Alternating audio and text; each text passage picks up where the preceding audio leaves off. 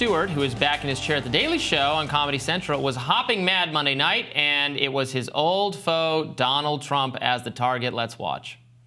I don't know if you know this, but most people just can't commit fraud and expect to face no repercussions, even if everyone's doing it. Try getting a car loan by saying you have 10 times as much money as you really do, or claim 20 dependents when you have no children, or say you make slightly less money to qualify for food assistance. I will guarantee you there are not just financial consequences for those lies, but criminal ones. But don't tell that to the investment community, because in their minds, in pursuit of profit, there is no rule that cannot be bent. There is no principle that cannot be undercut, as long as you and your friends are making money.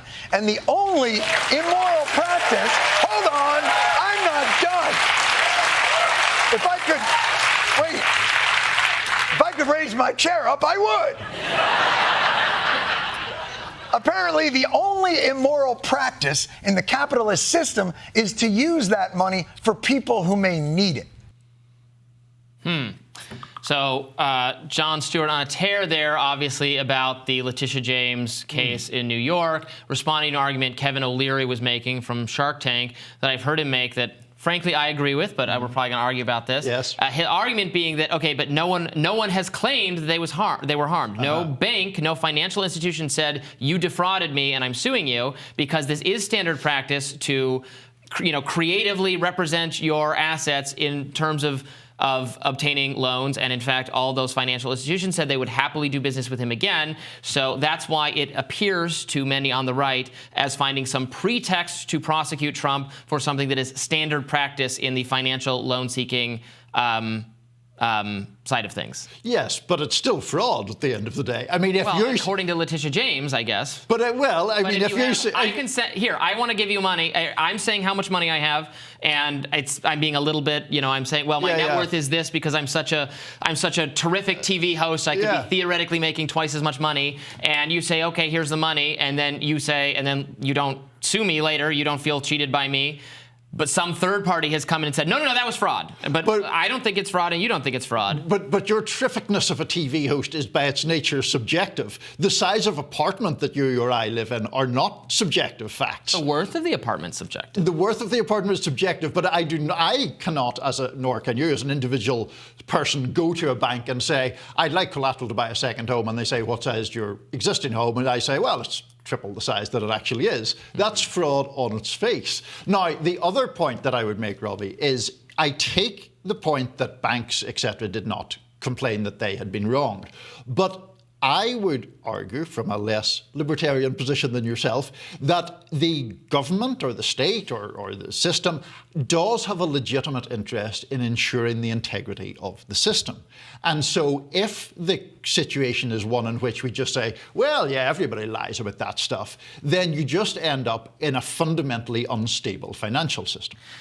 Sure, but I think there are a lot of voters in this country who feel like the integrity of the system is in fact being challenged by activities like Letitia James, like what the judicial authorities in Colorado did, what various prosecutors are doing to try to make it difficult or impossible for Trump to run for president again, to starve him of resources, to keep his name off the ballot, to do all of those things, even though he is currently leading. He's the more likely candidate to win the presidency right now.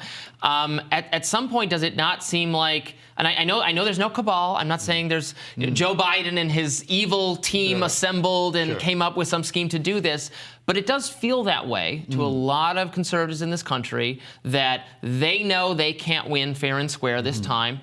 They see the poll numbers, and so they're throwing everything they possibly can at Trump. And if you know what, if the Justice Department or the legal system goes to war against you, if the IRS really cares, they can always find something. If they can't find anything, then they get you on obstructing the investigation or perjury or something, the way they got, Martha Stewart and Bill Clinton, frankly, and everybody. If they try hard enough, they can get you, and that's what they're doing. So here's the thing. In a way, I know it would make better TV if I was just like, no, that's complete nonsense. I'm actually not unsympathetic to that view, but here's my... Well, I'm not unsympathetic to the view, ultimately, that he needs to be held accountable for whatever the crimes are. Well, you see, the thing to me, the actual acid test of these various cases is, would a otherwise anonymous citizen be charged in these cases? And I actually think the answer to that question is different depending on the case. So the case, the hush money, what has become known as the Stormy Daniels case, I'm not really convinced that a private citizen would be dragged before criminal courts for that. Now, other end of the spectrum, if I or you or anyone else said, oh, I'll just take classified documents with me and I'll store them in my house, and then if Trump's behaviour is as alleged on the obstruction part of the Mar-a-Lago thing, it's just textbook obstruction of justice. And that's the problem. Yeah, on the Mar-a-Lago thing, Trump got himself, that was really a self-inflicted wound because he could have just given back the documents like Pence and like Biden, Right. and it would not have been an issue. I don't know how significant an issue it is, frankly. Yes, it's pretty clear. I mean, he admitted he kept the documents. He says he has the right to keep the documents, but he admitted he kept them, and they were forced to raid the property. I tend to think there's a lot of knee-jerk overclassification going on in the federal government.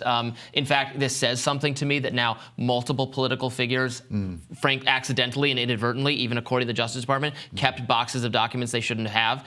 Suggests to me that there is some knee-jerk attempt to keep secret things that ought not to or need not be secret. So I'm not so clear of how weighty the issue is, but yes, he did walk right into that one. No disagreement there. You see, the thing about overclassification is, yes, that's a valid argument, but it's a different argument to me from saying the Department of Justice or prosecutors subpoena you or me, and they say, preserve these documents or return these documents. And if you or I were to go to a lawyer and say, could we just hide them? Or could we just say that we don't have what we have?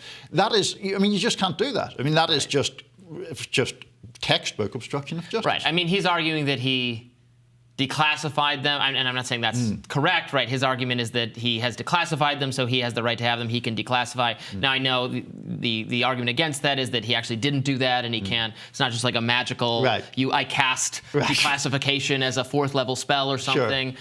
But anyway, look, Trump is.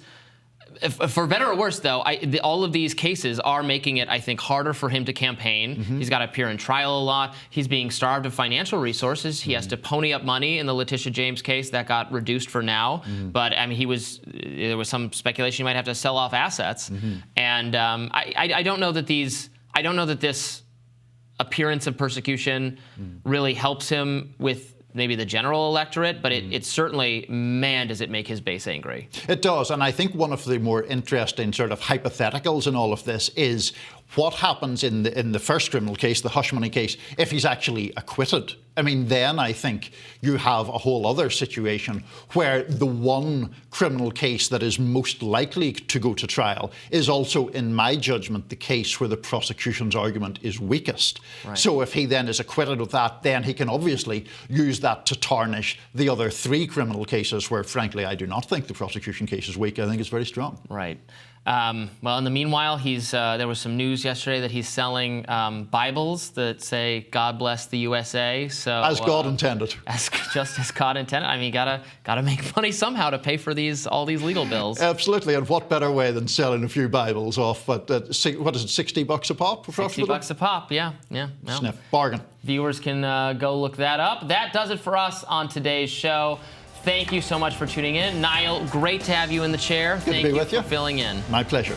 All right, be sure to like, share, and subscribe so you never miss any of our content. And for those of you who like to listen while on the go, we're now available anywhere you can find podcasts. I will see you back here tomorrow.